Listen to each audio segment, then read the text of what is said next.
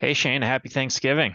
Happy Thanksgiving. We'll try and keep this one short for all you people out there who have better things to do than to listen to us two knuckleheads talk about economics and stocks and charts and lines and numbers. Get on to the good stuff like football and turkeys, I guess.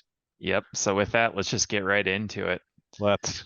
So we got the man in the room here, Mr. Powell. So I I'll just just think kind this is the most important lens to view everything through right now. Like no matter what chart you look at, no matter what economic thing you're thinking of, I think this is the lens through which you need to view whatever that data is.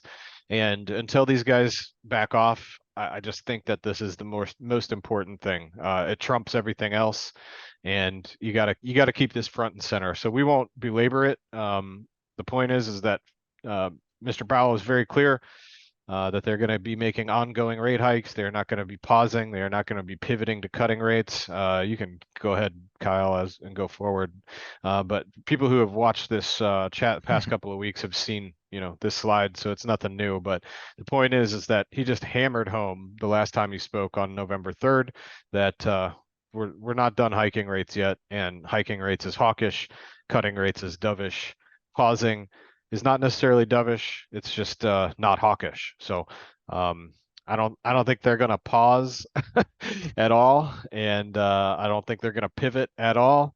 Um, I think they're gonna press, right? They're gonna continue. So that's what that's what is important here. it is. So with that, last time we really went through this Fed speak slide and kind of hit it home, but we'll just scroll through the points here. But Shane, you're right, is the Fed is not providing a dovish backdrop, and that's what we're highlighting here is, you got your hawk here. There's a hawkish statement. Yeah, I think we And did it a little out of order. Maybe we're getting the bird before the statement, but we got so Bullard says his peak interest rate is 5 to 5.25, so that's a new high. He increased his range. We got a big shrug for Mr. Kashkari up there in Minnesota, um, talking about this lag effect, and that's somebody else was talking about the lag effect in their talking points, but he's still talking about interest rate hikes. He's not talking about interest rate cuts. So that's if anything, I think that goes more towards hawkish than dovish, but it's a big shrug, I big nothing agree. burger. I wish there was And a nothing burger emoji. I'd put that on there. and same here. So Loretta is it Meister? Meister? No, it's Mester, and Mester Meister. Mester talked like 3 different times this week and basically said nothing the entire time. But Hmm. that one gets a hawk, right? More rate hikes are needed, so that's pretty clearly hawkish. Yep. And then Bostic, so slowing pace of rate hikes, you know, Slowing the pace, but slowing the pace of what? rate Rate hikes. hikes. So hikes are hawkish, man. And, it's the same here. So Susan Collins said a 3/4 point interest rate hike is possibility at the December meeting. I think I that's a don't little stretched, but I think so too. I wasn't expecting any of them to say 75 basis point for December. We've been expecting 50 basis points in December for months now. I'll be surprised if they go by 3/4 or 75 in December. But I was just surprised anybody actually said that. Um, mhm, but yeah, so that's obviously hawkish. yeah. And then here's one again from Mester, slowing pace of interest rate hikes, the December meeting.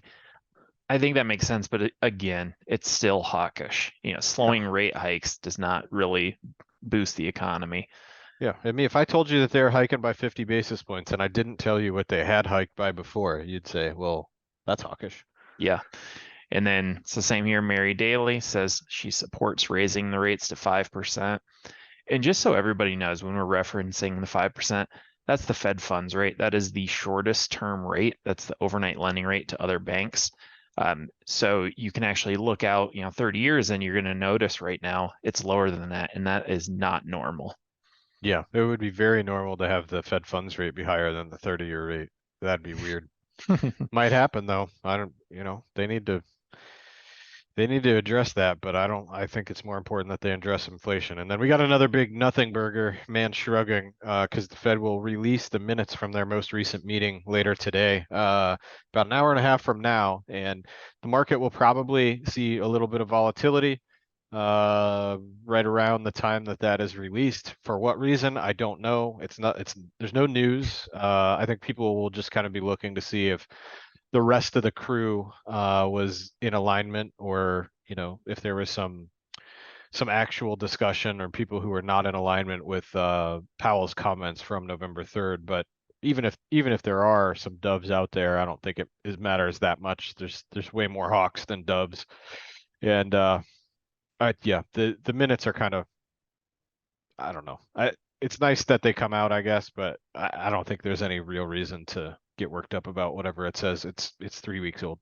Yeah, and it's funny you say worked up because I always equate it to reading into a text message you get to a friend that isn't going to show up or hang out with you this weekend. It doesn't really matter whether they used an emoji with a smiley face or had the comma in the right place. The fact is, they can't go this weekend, and that's all There there you is go. to it. So Yep. they're hiking rates, and whether they punctuate a sentence right or not, or use a different word, it's not something I'm going to change my portfolio stance on. So No. with that, let's go. If you see a nice big spike, you might want to short it though. I don't know. If you're a short-term trader, that might be the play. Yeah, and it's funny you say that because, you know, looking at the SPY, which is the ETF for the S&P 500, zoomed out, we are dangerously close to the 200-day moving average right here and this downtrend resistance line. That's I got actually the tighter view. I took out the okay. wider view for this call, trying to keep this one shorter. So this is the only SPY chart we got, and we're getting a bounce over the past 2 days on super low volume. I think the SPY only traded less than 50% of its average daily volume yesterday, and it's just people who are buying stocks ahead of the holiday. Doesn't make any sense, but that's the way it works. A lot of the short sellers are off this week, so you don't have a lot of people out there that can combat the buying, and so it's no surprise to me. And I love it. I love to see it. I hope that by the end of the day we do get up to that 200-day moving average. Maybe on Friday we can get up to that 200-day moving average, and then next week when people come back to work, we can sell the heck out of it and start the next phase of the drop. So that's kind of what I expect to happen. And even if we break a little bit through the 200-day moving average, we still have that lower high downtrend line. Um, so I don't know how high it can actually go. But anyway, momentum's been positive for a while. We're running into overhead resistance. I'm looking for opportunities to kind of reduce our long exposure here. Definitely not looking to get aggressive on the buy side at this point. Yeah, and I agree with you there. I think that so time and price is always important. And what I mean by that is you could see a pop up into the 200-day, and that's kind of on a trade. This is not an investment. On a trade, you could short off that level and a pretty nice spot. But I think December's funny. A lot of times you'll just kind of get a trend continuation. So that's, I think, where you could see the market trade up into here, but come January, that's where it can make that big move. But that's a whole month of trading too. So we'll see. I also wonder what'll happen when we start getting some holiday sales numbers, because usually I think those start coming out pretty quick, like retail sales for the week. How much money was spent on Black Friday? People will be putting all those numbers out. I prices are higher, so I mean, maybe people will spend more, but just get way fewer items as a result, because the Black Friday sale is going to take you back to like what things cost a year ago. Like, I mean, my goodness, stuff is expensive. I just got back from the grocery store buying some Thanksgiving meal stuff, and I can't believe how much money things cost. It's just wild. It is. So, turning over here to the NASDAQ or the Qs, this one just kind of the same. And look at this, it still has a ways to go to get 200-day. And that Yep. is what you call relative strength. Yeah, so the NASDAQ versus the general market is just really weak trying to get up here. Hey, maybe this goes higher, but I can tell you as weak as that is coming up, doesn't really make me excited to go buy a bunch of tech stocks. Yeah, there's actually a lot of stocks too that have run all the way up towards their 200-day moving average and are now showing some really um I don't know, some negative momentum starting to materialize. Ford is one I've been looking at. I think I'm going to short it here at the declining 200-day moving average. So, I mean, that's one thing to keep in mind is like, even if we break through these 200-day moving averages, these 200-day moving averages are declining. They're not moving Yeah. higher. And that's not going to change just because we spend 1 or 2 days above the 200-day. So a declining 200-day moving average is your trend, and the trend is down. And so you don't want to be aggressively buying stocks in a downtrend. You want to wait for the 200-day moving averages and certainly the 50-day moving averages to at least be trending higher. And that is not the case right now for either. Well, actually, go back one. What is the SPY 50-day moving higher? It might be because it's flat. It's Yeah, flattish, yeah, you could say the last 3 days of tape action kind of tilted it up, but yep, yep. yeah, I'm not going to call that an uptrend yet. Nope. So, but yeah, so there's the NASDAQ and then going to that 60/40 portfolio, just checking in with it. Oh, But I meant to delete this one from the slide today. I did not update those numbers. Those are from okay, last week. So that is an old slide. You might as well just skip it. sounds good. Well, Shane, here's one. You made this call last week. So you thought we could get down here in crude oil down to that level again. And here we are. And yeah, it's been mixed headlines coming out. OPEC's going to cut. They're not going to cut. I don't know what to believe, but when I look at this chart, we came down here and we hit this low down around 76 the other day and bounced really hard off that. Yeah, that Coming was on back a Wall down, Street Journal article saying that Saudi Arabia, OPEC was gonna increase production, and Saudi Arabia came out and denied it. Literally like 30 minutes later, they were like, "That's BS. We are not doing that. We're gonna keep it steady at I don't know what it was, however many millions of barrels a day." And it was really a very, very poorly written and poorly researched article from the Wall Street Journal, in my opinion. Probably some pretty irresponsible reporting. And then who knows? Can you trust Saudi Arabia or can you trust the Wall Street Journal? I don't think so. That's why Kyle and I look at the tape yeah, and we look at these levels and we say, this is where people are buying and selling. This is where the behavior changes. Forget the articles, trade the tape. yeah. And I think the big one here, we just talked about when something's in a downtrend, being careful to buy, and that's what this is. So we are under the 50, and I can just give you reason after reason why oil should be bullish. You look at XLE, the energy ETF, and boy, it's bullish. So you would think this is a great time, but I mean, we could break down through that, go down here. Totally. The This is 200 day is actually pointing down for the first time. I mean, that could change after a few strong days of upward price momentum, but for right now, that 200-day line is actually pointing down for the first time all year. I mean, it doesn't show anywhere else on the chart where that blue line was pointing down. hmm So you could take a stab at it down here and kind of risk off this low down, I guess probably just under 76, but Yeah. it's kind of got me a little concerned, and this is where I'm not going to do a coin flip trade. So for me right now, I would just rather wait and get But a defined remember, the bottom. United States government's going to replenish its reserves under 80, so maybe Yeah. they're going to go buy it all up. And I'll tell you what, the next slide you're going to see is the most bullish thing I've seen on oil in a long, long time. I mean, it's not like it's new. I never really looked at this last month or the month before when this report comes out from JP Morgan. But that highlighted area, the gray line, shows you the inventories, United States crude oil inventories, including the Strategic Petroleum Reserve, which we've been systematically liquidating to try and bring down gas prices so that people will, vote Democrat, I think.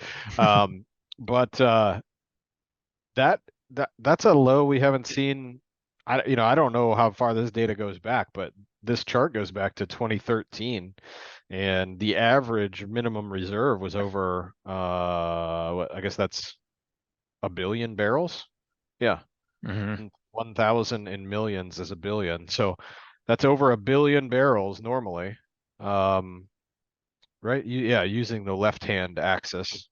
Yeah. Um, and we're under, gosh, we're all down almost to eight 800 million.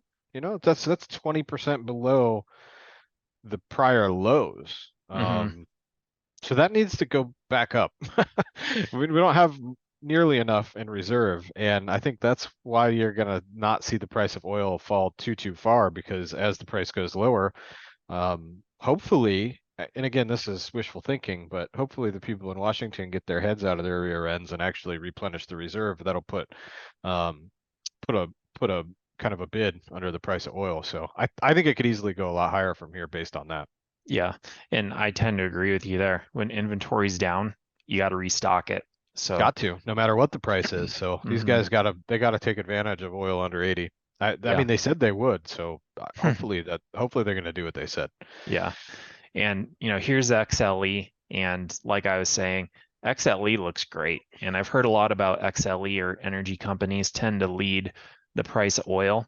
So you're seeing this rise up. You would think oil should be following. We'll see how that plays out, but XLE as a chart still looks great. I think it's going to churn up here for a while. And then when it breaks here, it'll make that next leg higher. So, once we Yep. close over kind of 94, 95 up in there, we could see that next leg up. Yeah, I wouldn't mind seeing some more consolidation here. I don't think it needs to run immediately higher from here, but I'm very pleased with those 95 covered calls we sold, got out of them, and started nibbling on some new long positions yesterday. So I definitely think that there's more upside in store for the energy stocks. And if you go to the next slide, you'll see that. I mean, on the chart we see that the momentum is higher, and on the left-hand column you can see that the forward PE ratio for these companies is only 9.8 compared to a 20-year average of 13.8. So Hmm just based on that measure alone, these things are very undervalued. And I also highlighted communication services, which is the other one that's pretty steeply undervalued compared to its own history. Um, and that's the newest sector, I guess, of the market. A lot of those communication stocks used to be in the tech sector, so that'll give you like your Google, um, and some of your video game stocks, like Electronic Arts is in there, and but other stocks too, like T-Mobile and AT&T and T and Verizon are in communication services. So these stocks have been hammered lately. I mean, their earnings are down a lot, but they're also kind of cheap. So might be a place to go looking for, some value investments. Um, if that's the name of your game. We have a value strategy at Elevate, and so that has my attention. I'm gonna go hunting and looking for some communication sector stocks that show some upward momentum and are yet, still pretty cheap. We like things that Yep, are cheap, hated, but going up. That's what we're looking for. you bet. And it's always good. You, it's nice when you have a multiple that's a little higher sometimes if you really have that momentum behind it. Growth is usually that area where you see that, but I really like that in energy. I mean, that's telling you Yeah. you're not paying a ton for the earnings right now. So, Energy stocks are the definition of cheap and hated. I mean, everybody hates them. I don't know why. I mean, it's all the green, oil companies are ruining the world, so we hate them and we don't want to buy them and we're not gonna own them in our portfolio. Well, thank you. I'll buy them. I don't care. You know, that's just is what it is. That's why they're in an uptrend too. yeah. And it's always interesting too, is who one of the largest investors in clean energy is energy companies. I mean, Of they're course. energy. They want to find Of the next course. thing. So, Yep. these high oil prices that goes into R&D and try and find the next solution. So, um, here we are once again, inverted yield curve. This looks terrible, Shane. I Yeah, mean, we're look at now at that. the lowest level since 1981. We've dropped below the dot-com era inversion with authority, I might add. And I don't have the 10-year Treasury chart in here today, but it hasn't been over 4% in a while. That hasn't stopped the 2-year and the shorter term from staying ultra high. Like I was actually thinking the other day for our clients, we've been buying a lot of 6-month and 3-month and 9-month treasuries, anything less than a year, right? Because that's still cash. Hmm And I was like, oh man, 10-year rates are falling. I better hurry up and buy some treasuries for the people who want them. And I went and looked at the shorter term treasury yields. They're all higher. I or at least haven't fallen. And I'm just like, wow, so the 10-year yield is dropping. But the 2-year yield and shorter is actually flat to rising, and that's what causes the yield curve or the spread on tens minus twos to invert even further and more heavily. So, um, yeah, there's still. I mean, I think we were buying 3-month treasuries with a 4.2, 4.3% yield yesterday. That's bananas. Mm-hmm. It's totally bananas. If you have cash sitting in your checking account right now, you shouldn't. You should wire it to Treasury Direct or wire it to Elevate, and we'll buy some treasuries for you. But my goodness, there's a lot of yield to be had out there, and you don't have to tie up the money for very long at all. Yeah. And I think right here, this is what's catching my eye is the rate of change. It's just every Yeah, day it's inverted recently. And Jim Bianca of I think it's Bianca Research, really bright guy on this stuff, but I saw something he put out that, creative you know, name. when we've had yeah, when it's sold off, I think 10 days in a row like this, it's preceded every recession. Oh 100% yeah, accurate. Doesn't mean it's going to indicate the next one here, but yeah. I think you can count on it. But yeah, whatever. We'll see if they define it or not. So, dude, I thought this was funny. Since we're always picking on the 60/40 portfolio, I got invited to this RIA summit. It's just up the road from us in Tampa, Florida, and it's presented by none other than the geniuses over at ARK Invest, which go look at ARKK. I don't think I want to go to their talk, but there's a whole bunch of other just old Wall Street, I don't know, just people who are there to sell you stuff, right? That's the kind of people that are going to this thing. And I just thought that this portfolio or this session, this 11 a.m. session was hilarious. The evolving 60/40 portfolio, which of course we pick on every week and we show how bad it's been. And their grand solution to fix the 60/40 portfolio is to make it a 60/30/10 portfolio. hmm Groundbreaking. I don't even know what the 10% is. I'm sure it's some type of alternative nonsense, A bunch of put options, maybe. whatever product it is that one of these logos on the left can sell to you. That's what you should put. That's what you should do. You should have 30% in bonds instead of 40 and put the other 10% in this gimmick sales thing that we've cleverly packaged together for you for a fee. I mean, this is and the funny thing is, man, is this is where a lot of RIAs go and get their information. This is where a lot of people will go to this, hmm and they manage real money for real clients, and this is going to be their big solution. And I mean, that's why Elevate's doing so well and taking on so many new clients every single week. Is because people are tired of being lied to and sold crap that they don't need. And I thought this was so funny. Like I'm tempted to go just to see what it's all about and laugh at them a little bit. But this is this is the investment industry's solution to to the 60/40 problem. Yeah, and Pretty funny. it is funny. ARK Invest kind of mixed in with the traditional names here. We've seen the ARK Fund, and it's just a textbook case in absolutely no risk management. So Yeah.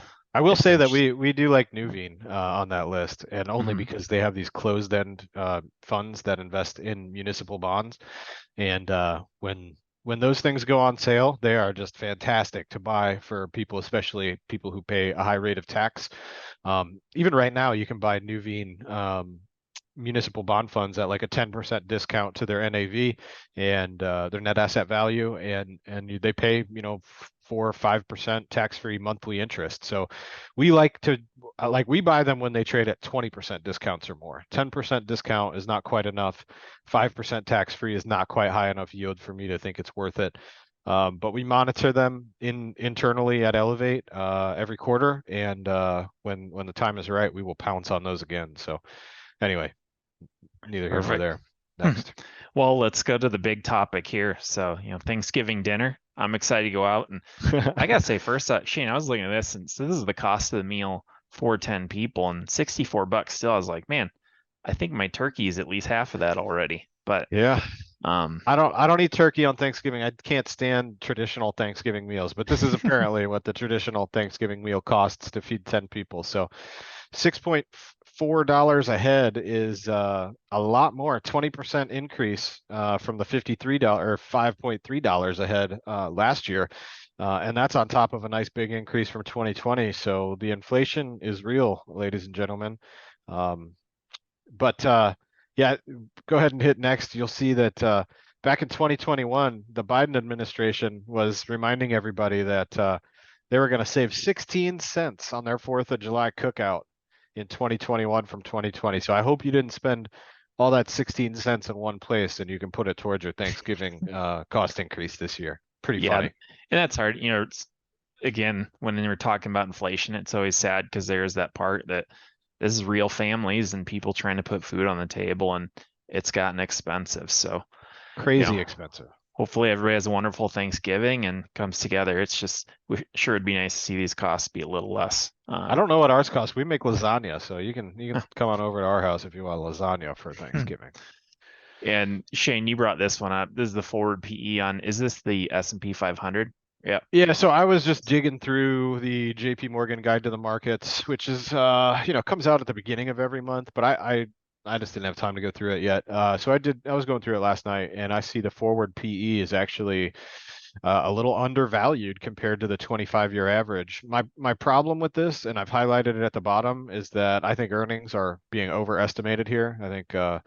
I think the analysts have not cut their forward guidance or their forward expectations for earnings by enough. And as that comes down from 232 to 200, or who knows what it will come down to, what will actually be realized, I think that, this actually is understated. I think if they were using the correct E in the PE ratio, uh, the forward PE would be substantially higher, maybe as high as 18 or 19. So Hmm. even though it kind of looks like they're right around the average price, they're certainly not cheap, right? It's not like stocks are on sale even based on these numbers. So I think stocks are actually more expensive than they look. And even so, it's not like you're getting bargain basement prices based on earnings right now, despite the fact that the markets are down, 20, 30% for the year. So Yep. be careful. Be careful buy in when there's blood in the streets. There might not be any blood in the streets yet, maybe just a little bit. Yep. And then And th Shane, here, I'll let you talk to this slide. Yeah, sorry, this one, and I just kind of put these in last minute last night, so you probably haven't had a chance to study them, Kyle. But nobody's talking about it right now. I don't hear anybody out there saying how we could have a down year in 2023 for the second year in a row. I just don't. I don't hear anybody talking about that. And I listen to market chatter all day long, and I don't hear anybody saying it's even possible to have more than one down year. Like everybody's looking to buy the dip. Everybody's looking for the Fed to pivot. Everybody's looking for the cheap price to buy stocks because the market has to come back. It always does. All that kind of thing. And nobody that I know of is talking about how the market could just as easily be down next year after being down substantially this year. And you don't have to look too much further back than the dot-com bubble to see that not only were there 3 consecutive years of down markets, uh, but they got worse as time went on. So started with a 10% down year, then was down 13 the next year, then was down 23 the year after that. And the low point each year was worse too. The low point at first was 17%, and then the next year down 30%, and then the next year down 34% before recovering with a nice big up year, 26%. So, can the markets go down in 2023 after being down all year in 2022? You betcha. Yeah, and Shane, it's interesting you bring that up. I always tell myself when I'm investing and doing anything market is what would upset the greatest number of people? And exactly what you're talking about. Nobody's talking about next year. What if it's a down year? And I'm not saying that it is, but if the majority of people don't think that can happen, wouldn't be surprised at all to see it happen. Yep. And then housing affordability. I actually just saw the Wall Street Journal Cloud article on this, and they're expecting 30% down on houses and stuff. And we've said it a number of times, but rising rates does not help. And I think with all the appreciation over the last few years too, this shouldn't really surprise too many people. No, but you know what surprised me about it is that the index is still over 100. And if you read the note at the bottom, I'll just read it to you. Based on the National Association of Realtors methodology, an index value above 100, and we're at 104. So above 100 signifies that a family earning the median income has more than enough income to qualify for a mortgage loan on a median priced home.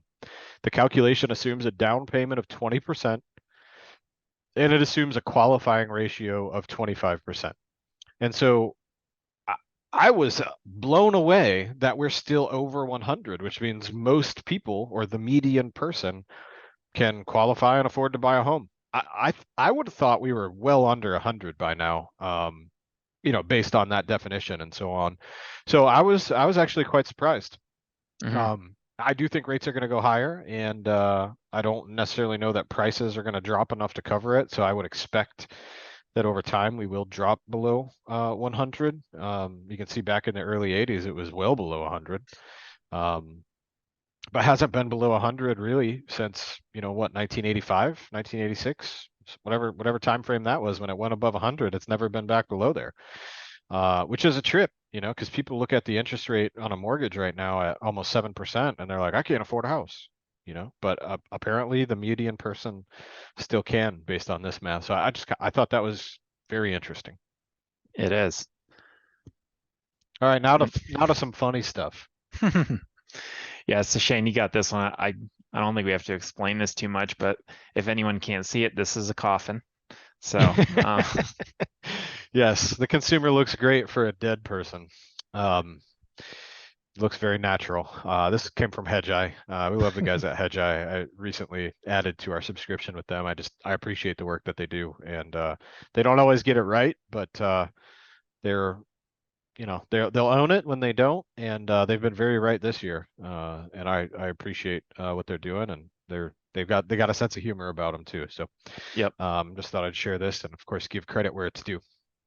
And then we'll just wrap it up here with the Babylon Bee's got a nice article about the first Thanksgiving and Make America Great Someday, the There you hat that go. was worn.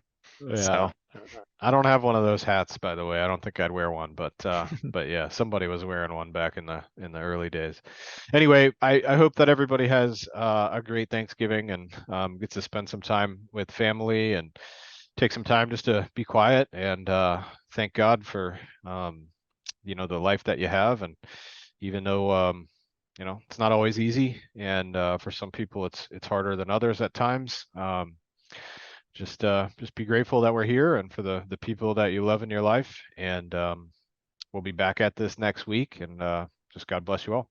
sounds good. Everyone, enjoy. Happy Thanksgiving, and we'll see you next week. See you, Kyle. Thanks. See you, Shane.